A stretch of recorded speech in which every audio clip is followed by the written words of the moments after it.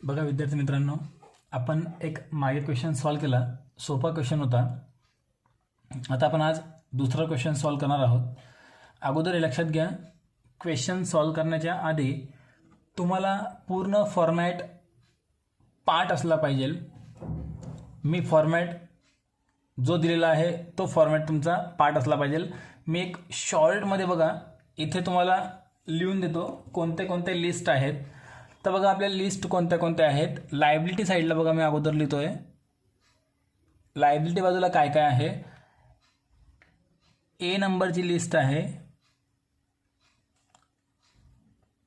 Unsecured creditors. बी नंबरवर आहे fully secured creditors. C नंबरवर आहे partly secured creditors.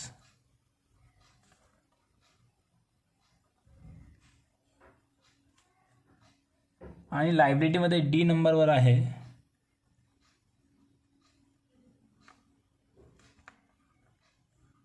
Preferential creditors. तर इथपर्यंत तुमच्या लायबिलिटीमधले ह्या 4 स्टेप आहेत. हे तुम्ही लक्षात घ्या. अनसिक्युअर्ड क्रेडिटर्सला काय घेणार, असं कर्ज घेणार की ज्या कर्जावर आपण काहीच तारण ठेवलेलं नाही. जसं क्रेडिटर्स, बिल्स पेएबल, बरोबर आहे. क्रेडिटर्सचे बिल्स पेएबल आहे. त्यानंतर लायबिलिटी ऑन बिल डिस्काउंटेड आहे. असे बॅलन्सेस तुम्हाला इथं घ्यायचे आहेत. त्यानंतर फुल्ली सिक्युअर्ड क्रेडिटर्समध्ये काय घेणार, असं कर्ज की ज्या कर्जावर आपण तारण ठेवलेलं होतं आणि ते कर्ज पूर्ण पेड होत आहे. म्हणजे समजा आपण एखादी ॲसेट्स आहे आपली मशिनरी 50,000ची आणि त्यावर 30,000चं कर्ज घेतलेलं आहे. ती मशिनरी समजा 30च्या वरती कितीमध्ये पण विकली गेली. 50,000ची होती ओरिजिनल, 35मध्ये विकली गेली, 40मध्ये विकली गेली, 50मध्ये विको किंवा 60,000मध्ये विकली जाऊ द्या. कर्ज तर पूर्ण पेड होत असेल. जर कर्ज पूर्ण पेड होत असेल तर मग फुल्ली सिक्युअर्ड क्रेडिटर्समध्ये घ्या.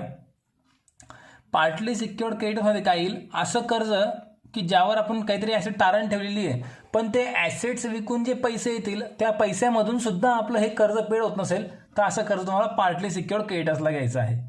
डी नंबरवर प्रेफरन्शियल क्रेडिटर्स. प्रेफरन्शियल क्रेडिटर्स म्हणजे आपलं जे गव्हर्नमेंटचं देणं असतं, टॅक्सेस असतात, इन्कम टॅक्स आहे, सेल्स टॅक्स आहे, GST आहे किंवा नगरपालिकेचा टॅक्स आहे. हे सर्व टॅक्सेस तुम्हाला इथं घ्यायचे असतात. हे लायबिलिटीसाठी कम्प्लीट. आता ॲसेट साईडला काय काय येतं बघा. ॲसेट साईडला ई नंबरवर आपण घेत असतो सगळ्यात पहिले ॲसेट्स. नंतर फॉर्मॅट काय आहे तुम्ही तो फॉर्मॅट चेक करा.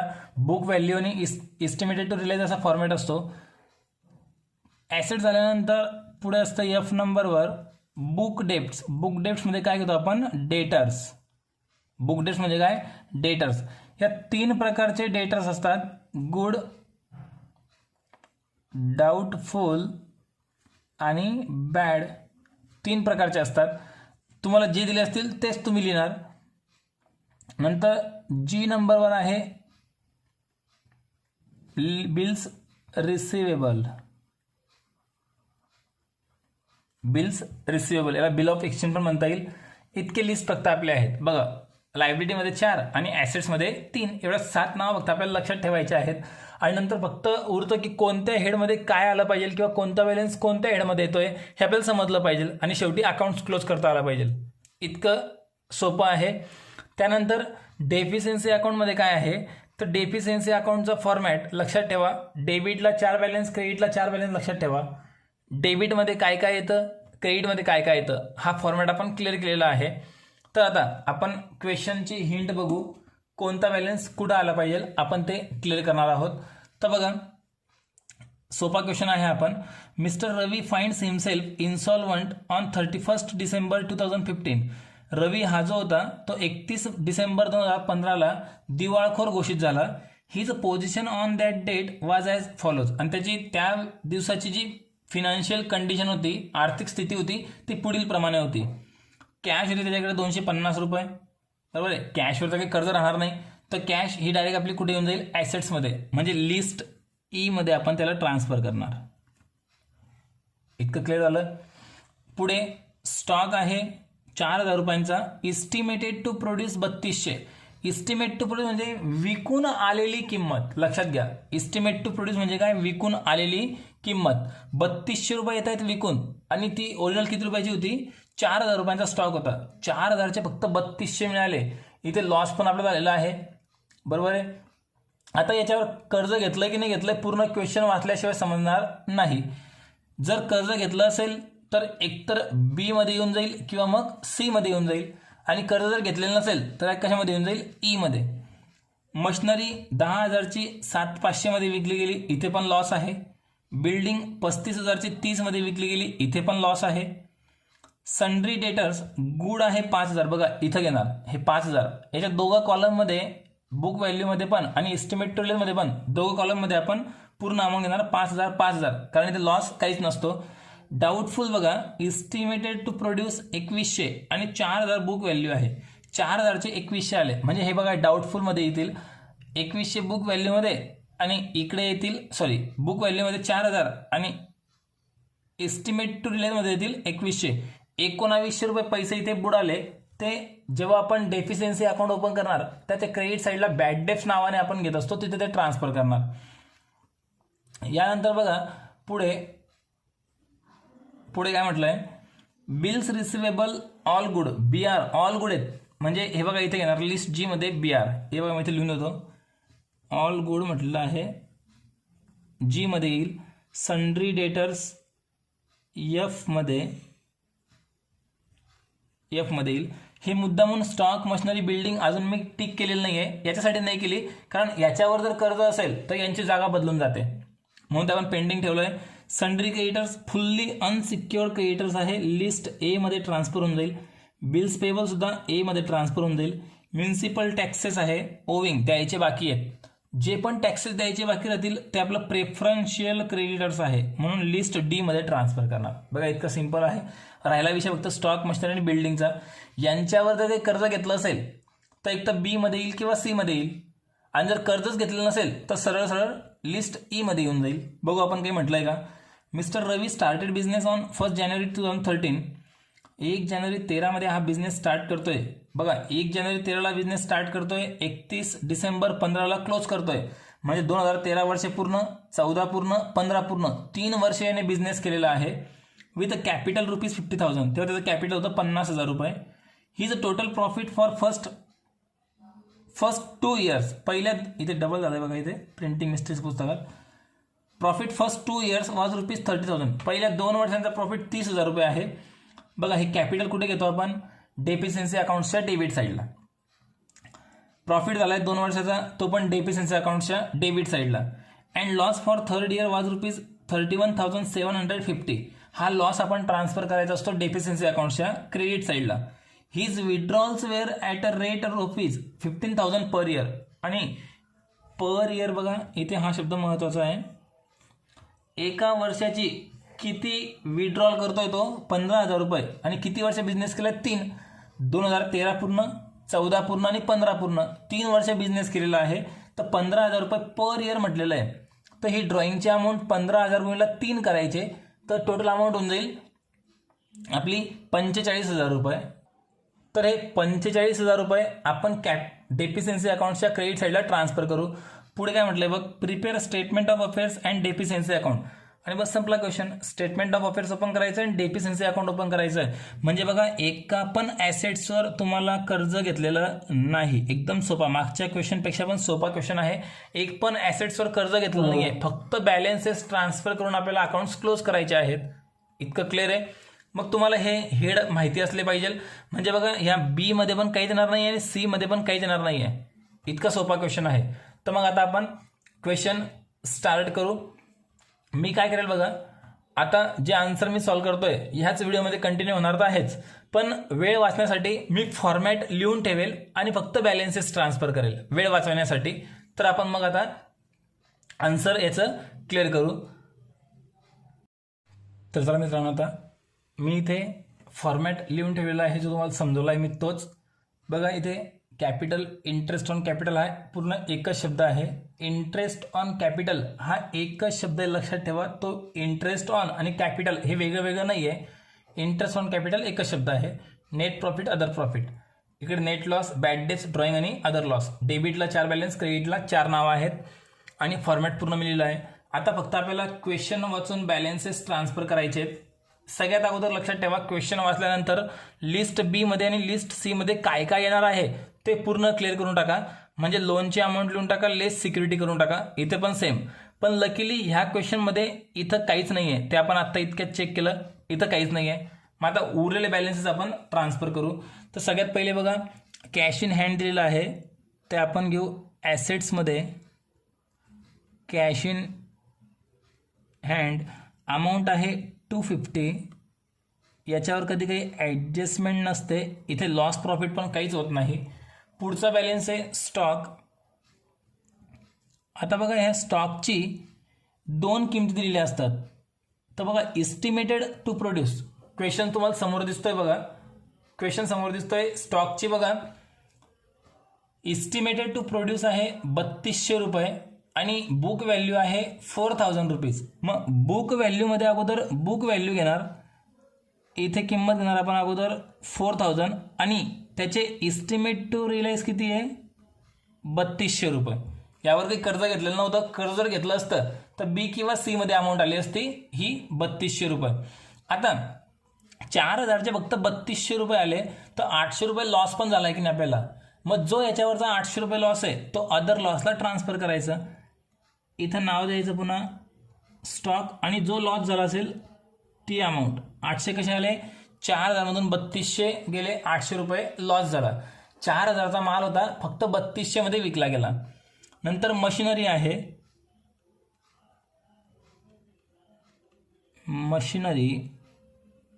मशिनरीची अमाऊंट आहे बुक व्हॅल्यू 10,000 आणि इस्टिमेट टू प्रोड्यूस 7,500.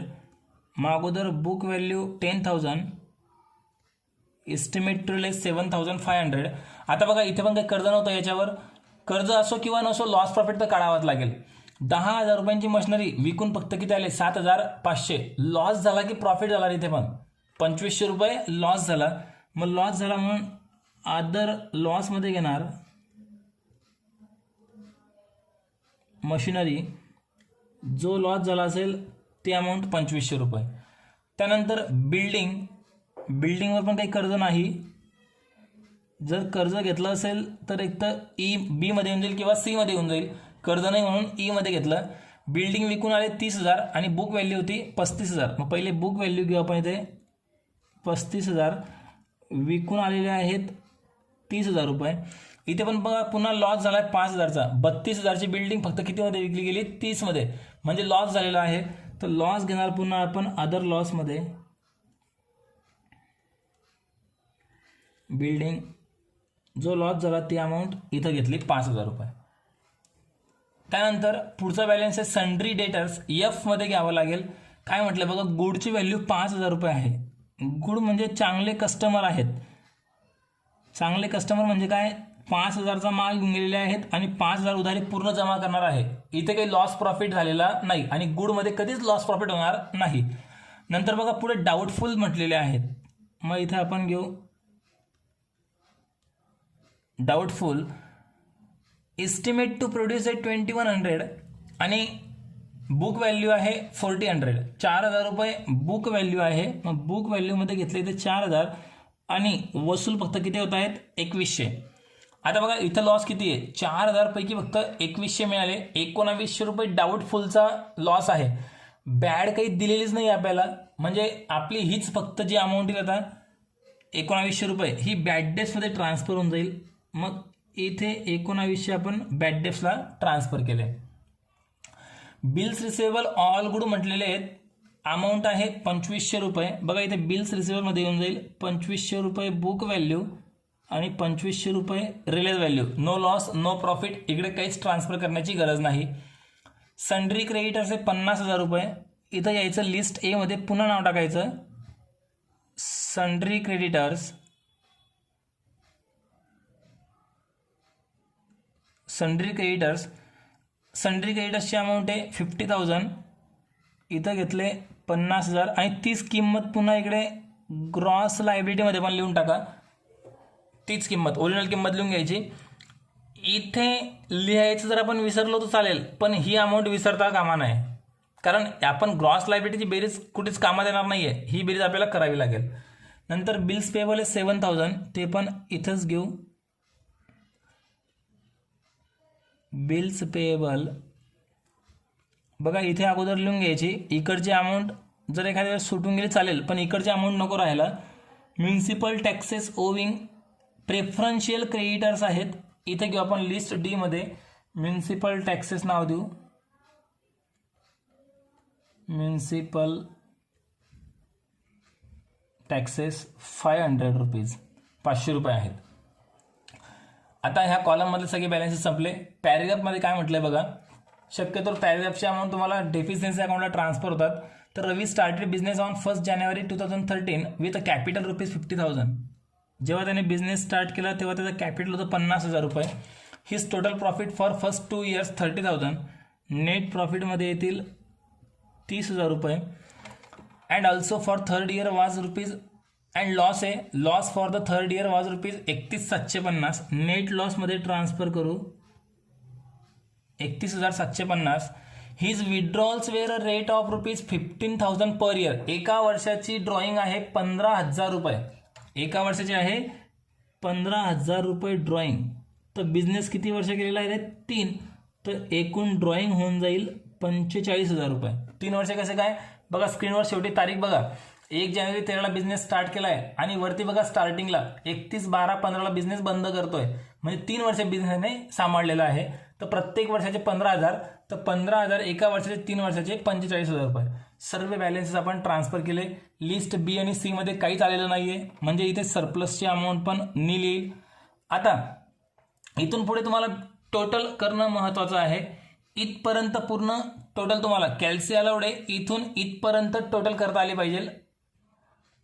तुम्हाला कॅल्सी अलाउड असल्यामुळे तुम्ही इझिली टोटल करू शकतात. तर बघा माझ्याकडे कॅल्सी नाही आहे, मी टोटल अमाऊंट करतोय. 0 सेम, 5 पण सेम झाला. नंतर 5, 6, 11, 13, 15, पुन्हा 5, 1 कॅरी ऑन झाला. 1 आणि 2, 3 आणि 2, 5 आणि 5, 10 आणि 7, 17 आणि 3, 20, 20, 0, 2 कॅरी ऑन, 2 + 3 5. 50,550 रुपये आपल्या गल्ल्यामध्ये अवेलेबल आहेत सर्व ॲसेट्स विकून. देणं काय काय हे बघा, सन्ड्री क्रेडिटर्स देणं आहे, हे बिल्स पेबल देणं आहे आणि म्युन्सिपल टॅक्सेसचे 500 रुपये देणे बाकी आहेत. तर आता यांचा विषय संपला. सगळ्यात अगोदर पेड करावं लागतं प्रेफरन्शियल क्रेडिटर्स. मग ह्या अमाऊंटमधून अगोदर प्रेफरन्शियल क्रेडिटर्स तुम्ही लेस करून टाकायचे असतात. बघा आपण ते लेस करून टाकू. इथून स्टेप लक्षात ठेवा. इथपर्यंत काय करतोय, सगळ्यात पहिले इस्टिमेट टू रिलेसची टोटल करणार. बघा सगळे बॅलन्सेस ट्रान्सफर झाले, तर सगळ्यात पहिले काय करणार, इस्टिमेट टू रिलेसची टोटल करणार. त्यातनं लिस्ट डी मध्ये जेवढी अमाऊंट असेल ती डायरेक्ट इथून लेस करून टाका. नाव द्यायचं लेस प्रेफरन्शियल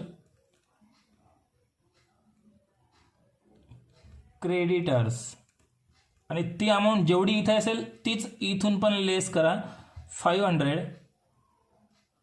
500 लेस केले. बॅलेन्स जो उरेल त्याला आपण नाव काहीच न देता फक्त बॅलेन्स लिहून घेतले. 50,050 रुपये उरतील.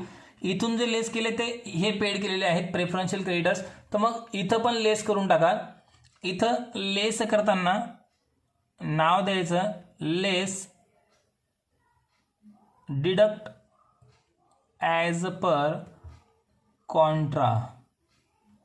डिडक्ट ॲज पर कॉन्ट्रा नाव देऊन जी अमाऊंट असेल तीच अमाऊंट इथं लिहा आणि याची अमाऊंट बाहेर नेहमी नील येईल. आणि हे इथून लेस केले, इथं पेड झाले. म्हणजे आता आपल्याकडे अमाऊंट शिल्लक आहे 50,050 रुपये. आता काय करणार, एक्सपेक्टेड टू रँकची अमाऊंट जास्त राहील, ही टोटल अगोदर करणार. आता इकडची टोटल जास्त राहील, कधी पण लक्षात ठेवा, ही टोटल आपण अगोदर केली पाहिजे. ही टोटल करू आपण अगोदर. तर याची टोटल बघा 50,000 आणि 7,000 57,000 राऊंड फिगर अमाऊंट आहे 57,000. आणि तीच टोटल पुन्हा इकडे घेणार आपण ॲसेट्समध्ये.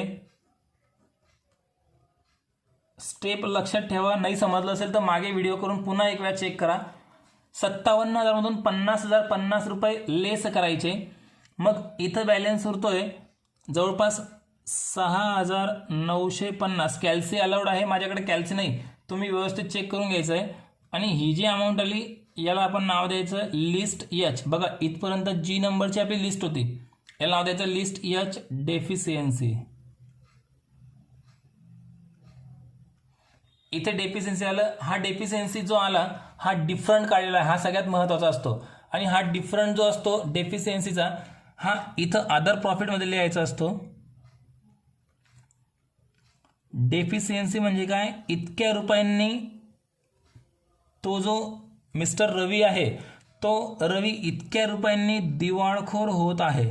इतके रुपये लोकांचे त्याला द्यायला कमी पडतायत. तर भरपूर जणांचा प्रश्न असतो, सर इतके पैसे जर कमी पडतायत तर हा त्याचा लॉस झाला पाहिजे, बरोबर आहे की नाही. पण लक्षात घ्या इतके रुपये तो लोकांचे बुडवतोय तर समोरच्या लोकांचा लॉस होईल, पण या रवीचा तिथे प्रॉफिट होऊन जाईल, म्हणून त्याला आपण अदर प्रॉफिटमध्ये ट्रान्सफर करतो. आणि शेवटी बघा इथे डेफिशियन्सी अकाउंटची जर दोघी साईड जर सारख्या आल्या तर आपला आन्सर बरोबर होऊन जाईल. तर आपण इकडनं टोटल करत येऊ, चेक करू. बघा आपण 1 0 कॉमन आहे, 5 सेम, 5 आणि 8 13, 13 आणि 7 20 आणि 9 29 9, 2 कॅरी ऑन होऊन जाईल. 2 आणि 5 7 आणि 2 9 10 11 16 6 4 पुन्हा 1 1 आणि 4 5 आणि 3 8 86,950 क्रेडिटला टोटल आहे. डेबिटला बघा 50 3 80 86,950. दोघी साईडला टोटल बरोबर आली म्हणजे आपला आन्सर बरोबर. आणि हा क्वेश्चन इथे संपला. जर काही डाऊट असेल तर ग्रुपवर मला मेसेज करा किंवा पर्सनल मेसेज करा.